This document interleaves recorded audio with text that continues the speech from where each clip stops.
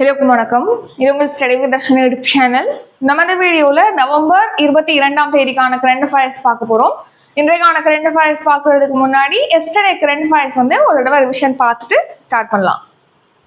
So 21 November current affairs revision. First question, நாட்டில் நீண்ட காலம் முதலமைச்சராக பதவி வகித்தவர் யார்? ஆன்சர் பவன்குமார் சாம்லிங்.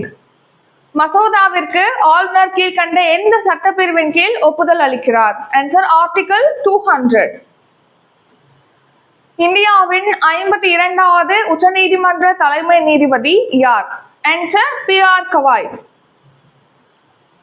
உலக அளவில் சிறப்பாக செயல்படும் 100 வங்கிகள் பட்டியலில் பாரத ஸ்டேட் வங்கி எத்தனையாவது இடத்தில் உள்ளது?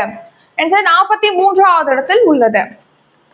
எக்ஸ்காலிஃபர் ஜாவ்லின் ஏவுகணைகளை இந்தியாவிற்கு விற்க எந்த நாடு அனுமதி வழங்கியுள்ளது? Answer America. ஆப்ஷன் 4. 2024ஆம் ஆண்டுக்கான இலக்கிய மாமணி விருது யாருக்கு வழங்கப்பட்டுள்ளது? ஆன்சர் அனைவரும். தே ஞானசுந்தரம், ரா காமராசு, கா சோமசுந்தரம் என்கிற கலாபிரியா. 56வது இந்திய சர்வதேச திரைப்பட விழா எங்கு தொடங்கப்பட்டுள்ளது? ஆன்சர் கோவா. ஜப்பானில் நடைபெறும் டெஃபிலிம்பிக்ஸ் போட்டியில் துப்பாக்கி சுடுதலில் இந்தியாவின் மஹூத் சந்து டேஷ் பதக்கம் வென்றார்? ஆன்சர் வெள்ளி பதக்கம். உலகக்கோப்பை குத்துச்சண்டை ஃபைனல்ஸ் போட்டியில் மீனாட்சி டேஷ் பதக்கம் வென்றார்? ஆன்சர் தங்கப்பதக்கம். இந்தியாவின் 26வது பெண் கிராண்ட் மாஸ்டர் யார்? ஆன்சர் சரையு வேல்புலா. இப்போ இன்றைக்கான கரண்ட் அஃபேர்ஸ் பார்க்கலாம். நவம்பர் 22ஆம் தேதிக்கான current affairs. First topic Tamil Nadu topic. தமிழகத்திலேயே கருப்பைவாய் புற்றுநோய் அதிகமாக உள்ள மாவட்டம் எது? ஆன்சர் தர்மபுரி மற்றும் பெரம்பலூர். ஸோ ஆப்ஷன் 1 and 2 தர்மபுரியிலையும் பெரம்பலூர்லையும் தான் இப்போ கருப்பைவாய் புற்றுநோய் பாதிப்புங்கிறது அதிக அளவு இருக்கு அப்படின்னு சொல்லிட்டு தெரிவிக்கிறாங்க. ஸோ கருப்பைவாய் புற்றுநோய் அப்படிங்கிறது ஹியூமன் பாப்புலோமா வைரஸ்னால ஏற்படுதுன்னு சொல்லி நம்ம பார்த்துருப்போம். ஸோ இந்த கருப்பைவாய் புற்றுநோயால பாதிக்கப்பட்டவங்களுக்கு பார்த்தீங்கன்னா அந்த பெண்களுடைய கருப்பைவாயோட அந்த உயிர் அணுக்கள்ல புற்று செல்கள் பரவி அதோட திசுக்களை பாதிக்குது. ஸோ இதுதான் கருப்பைவாய் புற்றுநோய் அப்படிங்கிறது. ஸோ இதை ஃபர்ஸ்ட் கருப்பைவாய் புற்றுநோய் இருக்கா அப்படிங்கிறத கண்டறியறதுக்கு டெஸ்ட் பண்ணணும் இல்லையா? அந்த டெஸ்ட் பண்றதுக்கான உபகரணங்களை பார்த்தீங்கன்னா பெண்களுக்கு வீடுகள்லே கொடுக்குறாங்க அப்படின்னு சொல்றாங்க. ஏன்னா மருத்துவமனைக்கு போய் கருப்பைவாய் புற்றுநோய் இருக்கா அப்படிங்கிற பரிசோதனை செய்வதற்கு பெண்கள் தயக்கம் காமிக்கிறதுனால தமிழ்நாட்டிலே இப்போ சோதனை முறையில முதல்ல தர்மபுரியில இன்ட்ரடியூஸ் பண்றாங்க. வீடுகளுக்கே போய் அந்த பரிசோதனை உபகரணங்களை பெண்கள் கொடுத்து அவங்களே டெஸ்ட் பண்ற மாதிரி. ஸோ அந்த மாதிரி ஒரு இனிஷியேட்டிவ் இப்போ ஸ்டார்ட் பண்ண போறாங்க. அதனாலதான் இதை பத்தி பாக்குறோம். தமிழ்நாட்டுல அதிகமா கருப்பைவாய் புற்றுநோய் காணப்படக்கூடிய ஒரு இடமாக தான் தர்மபுரி மாவட்டமும் பெரம்பலூரும் இருக்கு. இந்த 2 மாவட்டத்திலையும் பாத்தீங்கன்னா 1,00,000 பேர்ல 36 பெண்களுக்கு இந்த கருப்பைவாய் புற்றுநோய் பாதிப்பு இருக்குன்னு சொல்லியிருக்காங்க. தர்மபுரி பெரம்பலூருக்கு அப்புறமா அரியலூர் 2வது இடத்துலயும் அதுக்கு அடுத்த இடத்துல சென்னையும் இருக்கு. ஸோ சென்னையில 1,00,000 பேர்ல 13 பேருக்கு இந்த கருப்பைவாய் புற்றுநோய் ஏற்படுது. அரியலூர்ல 1,00,000 பேர்ல 29.9 பெண்களுக்கு ஏற்படுது. தமிழ்நாட்டுலன்னு பார்த்தோம்னா 1,00,000 பேர்ல 14 பேருக்கு பாத்தீங்கன்னா இந்த கருப்பைவாய் புற்றுநோய் பாதிப்பானது ஏற்படுது அப்படின்னு சொல்லிட்டு தெரிவிச்சிருக்காங்க. இப்போ அந்த டெஸ்ட் பண்றதுக்காக சோதனை முயற்சியாக தர்மபுரியில 35 வயதுக்கு உட்பட்ட 25,000 பெண்களுக்கு பரிசோதனை உபகரணங்களானது வழங்க போறாங்க அப்படின்னு சொல்லி தெரிவிச்சிருக்காங்க. ஸோ இந்த கருப்பைவாய் புற்றுநோய்ங்கிறது ஹியூமன் பாப்புலோமா வைரஸ்னால ஏற்படுதுன்னு சொல்லி பார்த்தோம். அது உயிரணுக்கள்ல பாதிப்பு ஏற்படுது. கருப்பைவாயுடைய உயிரணுக்கள்ல புற்று செல்கள் பரவி திசுக்களை பாதிக்குது அப்படின்னு சொல்லிட்டு நம்ம பார்த்திருப்போம். அதான் கருப்பைவாய் புற்றுநோய். இதுக்கு சிகிச்சை பெறல அப்படின்னா நுரையீரல், கல்லீரல், சிறுநீர் பை, அப்புறம் மலக்குடல் இது போன்ற பிற உறுப்புகளுக்கும் இது பரவும் அப்படின்னும் இதுல தெரிவிச்சிருக்காங்க. அடுத்து தமிழ்நாடு ஸ்கீம். பயனாளிகளின் இல்லங்களுக்கு சென்று முக்கியமான மருத்துவ சேவைகள் கீழ்கண்ட எந்த திட்டத்தின் கீழ் வழங்கப்படுகிறது? ஆன்சர் மக்களை தேடி மருத்துவம் திட்டம். ஸோ பயனாளிகளுடைய வீட்டுக்கே போய் அவங்களுக்கு ஃபர்ஸ்ட் பரிசோதனை பண்ணுவாங்க. அதுல தொற்றா நோய்கள் உறுதி செய்யப்படுதுன்னா அதுக்கான சிகிச்சைகள் வழங்குவாங்க. தொற்றா நோய்னா நீரிழிவு நோய், உயர் ரத்த அழுத்தம், இதய பாதிப்பு, இதெல்லாம் தான் தொற்றா நோய். ஸோ நெக்ஸ்ட் தொழிலாளர்களை தேடி திட்டம் அப்படின்னா இதோட இந்த வெற்றி பெற்றதை தொடர்ந்து பணியாளர்கள் ஒர்க் பண்றாங்களே தொழிலாளர்கள், அவங்க ஒர்க் பண்ற இடத்துக்கே போய் சிகிச்சைகள் வழங்குறது, பரிசோதனை செய்வதற்காக தொழிலாளர்களை தேடி மருத்துவம் திட்டம். இதயம் பாதுகாப்பும் திட்டம் 2023 லான்ச் பண்ணியிருப்பாங்க. ஸோ இந்த திட்டத்தின் கீழ் பார்த்தீங்கன்னா ஆரம்ப சுகாதார நிலையங்கள்ல லோடிங் டோஸ் மருந்துகள் அப்படிங்கறது இருப்பு வைக்கிறாங்க. நெக்ஸ்ட் மக்களை தேடி மருத்துவ ஆய்வக திட்டம். ஸோ இது கன்னியாகுமரியில தான் ஃபர்ஸ்ட் லான்ச் பண்ணியிருப்பாங்க. ஸோ மக்களை தேடி மருத்துவம் திட்டம் இந்த ஸ்கீம் எப்போ லான்ச் பண்ணாங்க நம்ம எல்லாருக்குமே தெரியும். 2021 ஆகஸ்ட் மந்த் 5ஆம் தேதி லான்ச் பண்ணியிருப்பாங்க. இந்த ஸ்கீம்ல 2.50 கோடி பேர் பயனடைஞ்சிருக்காங்கன்னு ரீசெண்டாக தான் பார்த்துருப்போம். ஸோ இது தொற்றா நோய்களுக்கு வீடுகளுக்கே சென்று சிகிச்சை அளிப்பதற்காக தான் இந்த மக்களை தேடி மருத்துவம் திட்டம் ஸ்டார்ட் பண்ணியிருப்பாங்க. இந்த ஸ்கீமை நகர்ப்புறங்களில் செயல்படுத்துறது கொஞ்சம் சிக்கலா இருக்கு அப்படின்னு சொல்லி மக்கள் ஒத்துழைப்பு தர்றதுல சிக்கல் இருக்கு அப்படின்னு சொல்லிட்டு தெரிவிச்சிருக்காங்க. ஸோ இந்த ஸ்கீம்ல பாத்தீங்கன்னா 30 வயது அதுக்கு மேற்பட்ட வயதுடையவங்களுக்கு பாத்தீங்கன்னா உயர் ரத்த அழுத்தம், சர்க்கரை நோய் இருக்கு அப்படின்னா அதுக்கான மருந்துகளானது இந்த மக்களை தேடி மருத்துவம் திட்டத்தின் கீழ் வழங்கப்படுகிறது. அவங்களுக்கு ஏதாவது தொற்றா நோய்கள் இல்லைன்னா மூட்டு வலி அந்த மாதிரிலாம் இருக்குன்னா அவங்களுக்கு அதுக்கான சிகிச்சைகள், எண்முறை சிகிச்சைகள்லாம் வழங்கப்படுகிறது. பிசியோதெரபிலாம் கொடுக்குறாங்க. அதே மாதிரி சிறுநீரக நோயாளிகள் இருக்காங்க அப்படின்னா சுயமாக டயாலிசிஸ் செய்து கொள்வதற்கான வசதி, அத்தியாவசிய மருத்துவ சேவைகள்லாம் இந்த ஸ்கீம்ல வழங்கப்படுது. இதுல 2.5 கோடி பேர் பயனாளிகள் இருக்காங்க. அடுத்த நேஷனல் கரண்ட் அஃபேர்ஸ். தற்போது அமலுக்கு வந்துள்ள 4 தொழிலாளர் சட்டங்களின் முக்கிய அம்சங்களில் அல்லாததை தேர்வு செய்க. ஆன்சர் எதுவும் இல்லை. ஸோ எல்லாமே கரெக்டானது தான், எதுவும் இல்லை தான் ஆன்சர். ஸோ பாருங்க என்னென்ன அம்சங்கள் இப்போ ரீசெண்டாக ஒரு 4 தொழிலாளர் சட்டங்கள்ங்கிறது அமலுக்கு வந்திருக்கு. அதுல முக்கிய அம்சங்கள் என்னென்ன அப்படின்னு பாத்தீங்கன்னா பாலின பாகுபாடு இல்லாம, இப்போ ஆண் பெண் அப்படின்னு சொல்லிட்டு பாலின பாகுபாடு இல்லாம ஒரு வேலை செய்யறாங்க, அது 2 பேரும் சம வேலை இருக்குன்னா சம ஊதியம் இருக்கணும். நெக்ஸ்ட் அனைத்து வகையான பணிகள்லுமே நைட் டைம்ல பெண்கள் பணிபுரியறதுக்கு அனுமதி வழங்கணும் அப்படின்னு சொல்லி கொடுத்துருக்காங்க. பெண்கள் இரவில் பணிபுரிய அனுமதி வழங்கப்படுது இந்த சட்டம் மூலமா. அடுத்து உரிமம் பெற ஒற்றை பதிவு முறையானது அறிமுகம் செய்யப்படுது. ஸோ இதெல்லாம் தான் முக்கியமான அம்சங்கள். இன்னும் நிறைய அம்சங்கள் இருக்கு, அதுல ரொம்ப முக்கியமானது இதுல நம்ம கொடுத்துருக்கோம். ஸோ இப்போ 4 தொழிலாளர் சட்டங்கள் அப்படிங்கிறது அமலுக்கு வந்திருக்கு. இந்த சட்டத்துலதான் என்ன விளக்கம் கொடுத்துருக்காங்கன்னா, இந்த ஜொமேட்டோ, ஸ்விக்கி இந்த மாதிரி இதுல பாத்தீங்கன்னா ஆப் மூலமா நம்ம ஆர்டர் பண்ணி உணவு விநியோகம் செய்யறாங்க இல்லையா, கிக் தொழிலாளர்கள், அதுக்கான விளக்கம் கொடுத்துருக்காங்க. நெக்ஸ்ட் அமேசான், பிளிப்கார்ட் அதுல ஒர்க் பண்ணக்கூடிய, அதாவது இ-காமர்ஸ்ல ஒர்க் பண்ணக்கூடிய நபர்களுக்கு அந்த தொழில் சம்பந்தமாகவும், பிளாட்ஃபார்ம்ல ஒர்க் பண்றவங்க சம்பந்தமாகவும் அதுக்கான விளக்கமானது இந்த சட்டத்துல கொடுத்துருக்காங்க அப்படின்னு சொல்லி தெரிவிச்சிருக்காங்க. ஸோ பாருங்க, முதன்முறையாக உணவு விநியோகம் உள்ளிட்ட துறைகள்ல தற்காலிக பணியா இருக்கக்கூடிய கிக் தொழில், அப்புறம் பிளாட்ஃபார்ம் தொழில், அப்புறம் அக்ரிகேட்டர் இணையவழி விநியோக நிறுவனத்துல பணிபுரிய அந்த பணிகள் சம்பந்தமாக விளக்கமானது முதன்முறையாக இந்த சட்டத்துல கொடுத்திருப்பதா சொல்லியிருக்காங்க.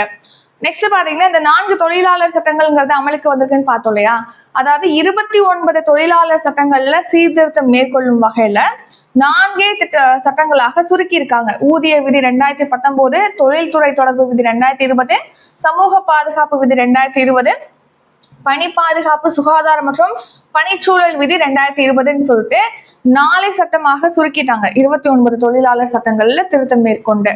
ஸோ அதோட முக்கிய அம்சங்கள் தான் பாலின பாகுபாடு இல்லாம சம வேலைக்கு சம ஊதியம் கொடுக்கணும், இரவு நேரங்கள்ல பெண்கள் பணியாற்றுவதற்கு அனுமதி கொடுக்கணும், உரிமம் பெற ஒற்றை பதிவு முறையை அறிமுகம் செய்யணும், கூடுதல் பணி நேரமா இருக்கு அப்படின்னா அதுக்கு 2 மடங்கு ஊதியம் கொடுக்கணும் அப்படின்னு சொல்லியிருக்காங்க. 40 வயதுக்கு மேற்பட்ட தொழிலாளர்களுக்கு ஒவ்வொரு வருஷமும் இலவச மருத்துவ பரிசோதனை வழங்கணும்னு சொல்லிட்டு இந்த 4 தொழிலாளர் சட்டங்களுடைய முக்கிய அம்சங்களாக இதெல்லாம் இருக்கு. Next reason news. இந்திய தண்டனை சட்டத்துக்கு மாற்றாக பாரதிய நியாய சங்கிதா கொண்டு வந்திருக்காங்க. குற்றவியல் நடைமுறை சட்டத்துக்கு மாற்றாக பாரதிய நாகரிக் சுரக்ஷா சங்கிதா சட்டமானது கொண்டு வரப்பட்டிருக்கு. இந்திய சாட்சியங்கள் சட்டத்துக்கு பதிலாக, அதாவது பாரதிய சாட்சிய அதிநியம் சட்டமானது கொண்டு வரப்பட்டிருக்கு. இந்த 3 சட்டமே 2023 நிறைவேற்றப்பட்டது. அடுத்து ஊழியர் வருங்கால வைப்பு நிதி சட்டம் 1952 கீழ் பாத்தீங்கன்னா ஒர்க் பண்ணக்கூடிய தொழிலாளர்கள் இருக்காங்க இல்லையா, அவங்களோட ஊதியத்துல ஒரு 12% குடிப்பாங்க. எங்க பணி செய்யறாங்களோ அந்த நிறுவனம் ஒரு 12% போட்டு அது PF ஆக கொடுக்குறாங்க. நெக்ஸ்ட் மகளிர் இடஒதுக்கீடு சட்டம்ங்கிறது 2029 இயற்றப்பட்டது. 2023 இயற்றிருப்பாங்க, அது 2029 அமலுக்கு வரும் சொல்லியிருக்காங்க. ஸோ சட்டப்பேரவை மக்களவையில பெண்களுக்கு 33% இடஒதுக்கீடு வழங்கணும் அப்படின்னு சொல்லிதான் அந்த மகளிர் இடஒதுக்கீடு சட்டம்ங்கிறது இயற்றப்பட்டது. பாரதிய வாயுயான் விதேயாக் மசோதா 2024 அப்படிங்கிறது விமான சட்டம் 1934க்கு மாற்றாக கொண்டு வரப்பட்டது. கொதிகலன்கள் மசோதா 2024 அப்படிங்கிறது கொதிகலன்கள் சட்டம் 1923ல திருத்தம் மேற்கொள்ளும் வகையில கொண்டு வரப்பட்டது. வக்ஃபு சட்ட திருத்த மசோதா 2025 அப்படிங்கிறது வக்ஃபு சட்டம் 1995 திருத்தும் வகையில கொண்டு வரப்பட்டது. சென்டினல் 6B செயற்கைக்கோள் எந்த ராக்கெட் மூலம் விண்ணில் செலுத்தப்பட்டுள்ளது? Answer Falcon 9.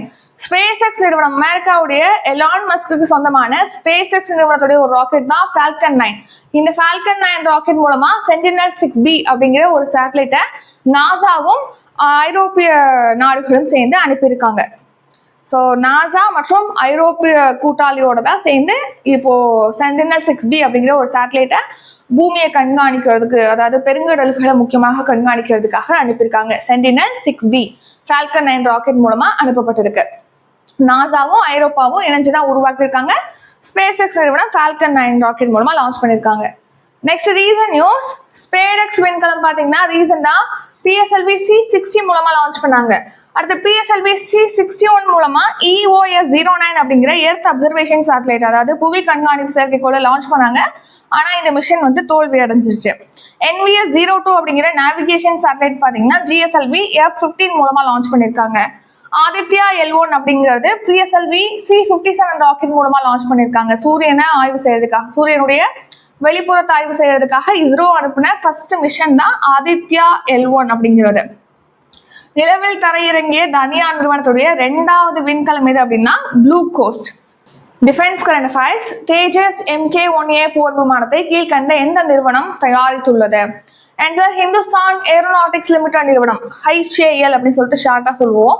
இப்போ எதுக்காக ஹிந்துஸ்தான் ஏரோநாட்டிக்ஸ் லிமிடெட் நிறுவனத்தோட இந்த தேஜஸ் MK-1A போர் விமானம் பத்தி பாக்குறோம்னா, சமீபத்துல பாத்தீங்கன்னா ஒரு விமான சாகச நிகழ்ச்சியில வந்து தேஜஸ் MK-1A போர் விமானம் அப்படிங்கிறது திடீர்னு விழுந்து நொறுங்கிருச்சு. அந்த சாகச இது செய்வாங்க இல்லையா, விமான சாகச நிகழ்ச்சி, அப்படி செய்யும் போது அந்த விமானமானது திடீர்னு விழுந்து நொறுங்கிருச்சு அப்படின்னு சொல்லிட்டு தெரிவிச்சிருக்காங்க. அந்த இதை வந்து இயக்கியிருப்பாங்களே அந்த விமானத்தை, அவருமே அதுல இறந்துட்டாரு. ஸோ அதனாலதான் இந்த தேஜஸ் MK-1A பத்தி பாக்குறோம். 1984 உள்நாட்டிலே தேஜஸ் போர் விமானத்தை உருவாக்குறதுக்கு திட்டம் தொடங்கியிருப்பாங்க. அதுக்கப்புறம் 2016 தேஜஸ் MK போர் விமானமானது, MK-1A போர் விமானம் விமானப்படையில இணைச்சிருப்பாங்க. அடுத்து 2021 பிப்ரவரியில 48,000 கோடியில 83 தேஜஸ் MK-1A போர் விமானத்தை வாங்குறதுக்கு கொள்முதல் செய்யறதுக்கு ஹிந்துஸ்தான் ஏரோநாட்டிக்ஸ் லிமிடெட் நிறுவனத்தோட ஒப்பந்தம் மேற்கொண்டிருப்பாங்க. அதே அடுத்து 2023 மேலும் ஒரு 97 தேஜஸ் போர் விமானங்களை வாங்குறதுக்கு பூர்வாங்க அனுமதியும் கொடுத்திருப்பாங்க. இந்த நிலைமையில இந்த தேஜஸ் போர் விமானம் பாத்தீங்கன்னா துபாயில வந்து விமான கண்காட்சியில வான் சாகசம் செய்யும் போது திடீர்னு விழுந்து நொறுங்கிருச்சு. அடுத்த world and international current affairs, வங்கக்கடலில் உருவாகும் சென்யார் புயலுக்கு எந்த நாடு பெயர் வைத்துள்ளது? ஆன்சர் ஐக்கிய அரபு அமீரகம். ஸோ இப்போ ஐக்கிய அரபு அமீரகம், யுனைடெட் அரேப் எமிரேட்ஸ் தான் இப்போ வங்கக்கடலில் உருவாகக்கூடிய புதிய புயல் சென்யார் அப்படின்னு சொல்லிட்டு அந்த புயலுக்கு பெயர் வச்சிருக்காங்க. சென்யார் அப்படின்னா லயன் அப்படிங்கிறது அதோட மீனிங், சிங்கம். ஸோ நம்ம ஏற்கனவே வந்து மோந்தா புயல் பத்தி பார்த்துருப்போம். அந்த மோந்தா புயலுக்கு எந்த நாடு பெயர் வச்சிருக்கு அப்படின்னு சொல்லிட்டு நீங்க கமெண்ட் பண்ணுங்க. இது உங்களுக்கான கொஸ்டின். இப்போ வங்கக்கடல்ல பாத்தீங்கன்னா ஒரு காற்றழுத்த தாழ்வு மண்டலம் அப்படிங்கிறது உருவாகுது. ஸோ அந்த உருவாக்குறதுக்கு வாய்ப்பு இருக்குன்னு சொல்லியிருக்காங்க. அப்படி உருவானுச்சு அப்படின்னா அது புயலாக வலுப்பெறும் அப்படின்னு சொல்லியிருக்காங்க. அப்படி வலுப்பெற்றா அந்த புயலுக்கு சென்யார் அப்படின்னு சொல்லிட்டு பெயர் சூட்டப்படும். இதை வந்து யார் பரிந்துரை வச்சிருக்கா அப்படின்னா UAE, யுனைடெட் அரேப் எமிரேட்ஸ் தான் இந்த பேரை வந்து பரிந்துரை வச்சிருக்காங்க. அந்த பேர் சென்யார் அப்படிங்கிறதோட மீனிங் வந்து லயன். அவார்ட்ஸ் அண்ட் ரெகக்னைசேஷன், 2025 ஆண்டுக்கான பிரபஞ்ச அழகி பட்டத்தை வென்றவர் யார்? Answer Fatima posh. ஸோ இப்போ இந்த வருஷம் பார்த்தீங்கன்னா மிஸ் யூனிவர்ஸ், அதாவது பிரபஞ்ச அழகி போட்டி அப்படிங்கிறது தாய்லாந்துல நடைபெற்றது. ஸோ அதுல நடைபெற்ற அந்த போட்டியில பார்த்தீங்கன்னா பிரபஞ்ச அழகியாக மிஸ் யூனிவர்ஸாக மெக்சிகோ நாட்டை சேர்ந்த ஃபாத்திமா போஷ் வந்து தேர்வு செய்யப்பட்டிருக்காங்க. ஸோ மிஸ் யூனிவர்ஸ் அப்படிங்கிற பிரபஞ்ச அழகி போட்டி தாய்லாந்தில் நடைபெற்றது. அதுல ஃபாத்திமா போஷ் வந்து அழகி பட்டத்தை வின் பண்ணியிருக்காங்க. இவங்க வந்து வட அமெரிக்க நாடான மெக்சிகோ நாட்டை சேர்ந்தவங்க. செகண்ட் பிளேஸ் வந்து தாய்லாந்து அழகி பெற்றிருக்காங்க. தேர்ட் பிளேஸ் வந்து வெனிசுலா நாட்டை சேர்ந்த அழகி வந்து இடம் பிடிச்சிருக்காங்க. இந்தியாவிலேருந்து இதுல யார் பார்ட்டிசிபேட் பண்ணா அப்படின்னா மணிகா விஸ்வகர்மா தான் வந்து இந்தியா சார்பில் இந்த மிஸ் யூனிவர்ஸ் போட்டியில வந்து பங்கேற்றிருப்பாங்க. நெக்ஸ்ட் வந்து நேஷனல் கரண்ட் அஃபேர்ஸ். ஆபரேஷன் சைஹா கீழ்கண்ட எதனுடன் தொடர்புடையது? ஆன்சர் சைபர் மோசடிகளுக்கு எதிராக. ஸோ சைபர் மோசடி, இணைய வழியில சைபர் மோசடி செய்யறாங்க இல்லையா, அவங்கள கண்டுபிடிச்சு அரெஸ்ட் பண்ற வகையில தான் இப்போ ஆபரேஷன் சைஹாக் அப்படிங்கிற ஒரு நடவடிக்கையை வந்து மேற்கொண்டிருக்காங்க. ஸோ இந்த நடவடிக்கையில பாத்தீங்கன்னா ஒரு 877 பேரை வந்து அரெஸ்ட் பண்ணியிருப்பதாகவும் சொல்லியிருக்காங்க. இணைய மோசடிகள் இப்போ அதிகமா நடக்குது. அந்த மாதிரி இணைய மோசடிகள் செய்யறவங்களை வந்து கண்டுபிடிச்சு அவங்களை அரெஸ்ட் பண்ணணும். ஏன்னா நிறைய பேர் பதிவு செஞ்சிருப்பாங்க, இந்த மாதிரி மோசடி பண்ணியிருக்காங்கன்னு சொல்லிட்டு பதிவு செஞ்சிருப்பாங்க இல்லையா, அதை விசாரிக்கும் வகையில ஒரு 877 பேரை வந்து கைது செஞ்சிருக்காங்க அப்படின்னு சொல்லி தெரிவிச்சிருக்காங்க. 48 மணி நேரத்துக்கு இந்த நடவடிக்கையானது மேற்கொள்ளப்பட்டது அப்படின்னும் தெரிவிச்சிருக்காங்க. அடுத்த ரீசன்ட் நியூஸ். இஸ்ரேல் ஈரான் மோதல் டைம்ல பாத்தீங்கன்னா இந்தியர்களை வந்து மீட்பதற்காக ஆபரேஷன் சிந்து வந்து ஸ்டார்ட் பண்ணிருப்பாங்க. பயங்கரவாதிகளை ஒழிக்கிறதுக்காக ஆபரேஷன் திராட்சை நடவடிக்கையை மேற்கொண்டிருக்கு இந்தியா. ஆபரேஷன் சிந்தூர் நடவடிக்கை அப்படிங்கிறது பெஹல்காம் அட்டாக்கு பதிலடி கொடுக்கிற வகையில தொடங்கியிருப்பாங்க. ஆபரேஷன் சங்கல்ப் அப்படிங்கிறது சத்தீஸ்கர்ல நக்சல்களை வந்து ஒழிக்கணும் அப்படிங்கிறதுக்காக சிஆர்பிஎஃப் சென்ட்ரல் ரிசர்வ் போலீஸ் போர்ஸ்னால தொடங்கப்பட்டது. ஆபரேஷன் கெல்லர் அப்படிங்கிறது இந்திய ராணுவத்தினால ஜம்மு காஷ்மீர்ல பயங்கரவாதிகளை வந்து ஒழிக்கணும் அப்படிங்கிறதுக்காக ஸ்டார்ட் பண்ணியிருப்பாங்க. அடுத்து சமிட்ஸ் கரண்ட் அஃபேர்ஸ். 2025ஆம் ஆண்டுக்கான G20 உச்சி மாநாடு எங்கு நடைபெறுகிறது? ஆன்சர் தென்னாப்பிரிக்கா. தென்னாப்பிரிக்கால ஜோஹன்னஸ்பர்க் நகரத்துல தான் இப்போ இந்த G20 உச்சி மாநாடு அப்படிங்கிறது இந்த வருஷம் நடக்குது. ஸோ இந்த மாதிரி ஆப்பிரிக்க நாட்டுல G20 மாநாடு அப்படிங்கிறது நடக்கிறது இதுதான் ஃபர்ஸ்ட் டைம். நம்ம இந்தியா லாஸ்டா எப்போ ஹோஸ்ட் பண்ணுச்சு அப்படின்னா 2023ல G20 மாநாடு இந்தியா ஹோஸ்ட் பண்ணிருப்பாங்க. 2025ல பாத்தீங்கன்னா G20 மாநாடு தென்னாப்பிரிக்கா ஹோஸ்ட் பண்ணுது. ஸோ தென்னாப்பிரிக்கால ஜோஹன்னஸ்பர்க் நகரத்துல தான் இந்த மாநாடு தொடங்கப்பட்டிருக்கு. முதன்முறையா G20 மாநாடு ஆப்பிரிக்க கண்டத்தை சேர்ந்த ஒரு நாடு அப்படிங்கிறது இப்பதான் நடத்துது. இதுல இந்தியா பிரதமர் நரேந்திர மோடி அவர்கள் வந்து பங்கேற்கிறாங்க. நம்ம இந்தியாவில வந்து லாஸ்டா ஒரு 18வது G20 மாநாடு அப்படிங்கிறது 2023ல நடந்துச்சு. அந்த மாநாட்டுல தான் ஆப்பிரிக்க ஒன்றியம், ஆப்பிரிக்க யூனியன் அப்படிங்கிறது சேர்க்கப்பட்டது 21வது உறுப்பு நாடா. அந்த ஆப்பிரிக்க யூனியன்ல பாத்தீங்கன்னா 55 உறுப்பு நாடுகள் அப்படிங்கிறது இருக்கு.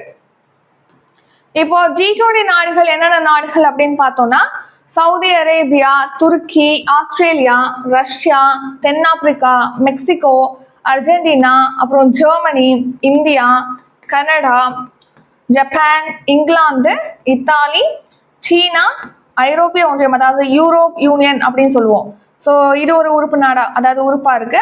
நெக்ஸ்ட் இந்தோனேஷியா, அமெரிக்கா, பிரேசில், தென்கொரியா, பிரான்ஸ் ஆகிய நாடுகளும் பிளஸ் அதோடு சேர்த்து ஆப்பிரிக்க யூனியனும் இருக்கு. மொத்தமா 21 உறுப்பு நாடுகள், அதாவது உறுப்பு நாடுகள் அப்படின்னு பார்த்தோம்னா 19 உறுப்பு நாடுகள். யூனியன் பார்த்தோம்னா 2 யூனியன் இருக்கு, யூரோப்பிய யூனியனும் ஆப்பிரிக்க யூனியனும். Next recent news.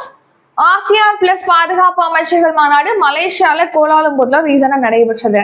2026ஆம் ஆண்டுக்கான ஆசிய பசிபிக் பொருளாதார மாநாடு சீனா ஹோஸ்ட் பண்ண போறாங்க. இந்த வருஷத்துக்கான ஐக்கிய நாடுகள் பருவநிலை மாநாடு அதாவது COP30 அப்படிங்கிறது பிரேசில் நாட்டுல பெலம்ல நடைபெற்றது. G7 வெளியுறவு அமைச்சர்கள் கூட்டம் கனடால நடைபெற்றது. கோவை வேளாண்மை மாநாடு இப்ப ரீசெண்டா பிரைம் மினிஸ்டர் நரேந்திர மோடி அவர்கள் வந்து தொடங்கி வச்சிருப்பாங்க. அடுத்து இன்றைக்கான கரண்ட் அஃபேர்ஸ் ரிவிஷன் பார்க்கலாம். ஃபர்ஸ்ட் கொஸ்டின், தமிழகத்திலேயே கருப்பை வாய் புற்றுநோய் அதிகம் காணப்படும் மாவட்டம் எது? ஆன்சர் தர்மபுரி மற்றும் பெரம்பலூர். So option 4 1 and 2. பயனாளிகளின் இல்லங்களுக்கு சென்று முக்கியமான மருத்துவ சேவைகளை கீழ்கண்ட எந்த திட்டத்தின் கீழ் வழங்கப்படுகிறது? ஆன்சர் மக்களை தேடி மருத்துவம் திட்டம். தற்போது அமலுக்கு வந்துள்ள 4 தொழிலாளர் சட்டங்களில் முக்கிய அம்சங்களில் அல்லாததை தேர்ந்தெடுக்க. ஆன்சர் வந்து எதுவும் இல்லை, எல்லாமே முக்கியமான அம்சம்தான். பாலின பாகுபாடின்றி சம வேலைக்கு சம ஊதியம் வழங்கணும். அனைத்து வகையான பணிகளிலுமே பெண்கள் இரவில் பணிபுரிய அனுமதி வழங்கணும். நெக்ஸ்ட் உரிமம் பெற ஒற்றை பதிவு முறையை அறிமுகம் செய்யணும். சென்டினல் 6B செயற்கைக்கோள் எந்த ராக்கெட் மூலம் விண்ணில் செலுத்தப்பட்டுள்ளது? Answer Falcon 9 rocket. Tejas MK-1A போர் விமானத்தை கீழ்கண்ட எந்த நிறுவனம் தயாரித்துள்ளது? ஆன்சர் ஹிந்துஸ்தான் ஏரோநாட்டிக்ஸ் லிமிடெட் நிறுவனம். வங்கக்கடலில் உருவாகும் சென்யார் புயலுக்கு எந்த நாடு பெயர் வைத்துள்ளது? ஆன்சர் ஐக்கிய அரபு அமீரகம். 2025ஆம் ஆண்டுக்கான பிரபஞ்ச அழகி பட்டத்தை வென்றவர் யார்? Answer Fatima Bosch. ஆபரேஷன் சைஹா கீழ்கண்ட எதனுடன் தொடர்புடையது? ஆன்சர் சைபர் மோசடிகளுக்கு எதிரானது. 2025ஆம் ஆண்டுக்கான G20 உச்சி மாநாடு எங்கு நடைபெறுகிறது? ஆன்சர் தென்னாப்பிரிக்கா. இத்துடன் இன்றைக்கான கரண்ட் அஃபேர்ஸ் வீடியோ நிறைவடைகிறது. இந்த வீடியோ உங்களுக்கு பிடிச்சிருந்தா லைக் பண்ணுங்க, ஷேர் பண்ணுங்க. நம்ம சேனலை நீங்க இன்னும் சப்ஸ்கிரைப் பண்ணலன்னா மறக்காம சப்ஸ்கிரைப் பண்ணிக்கோங்க. நன்றி, வணக்கம்.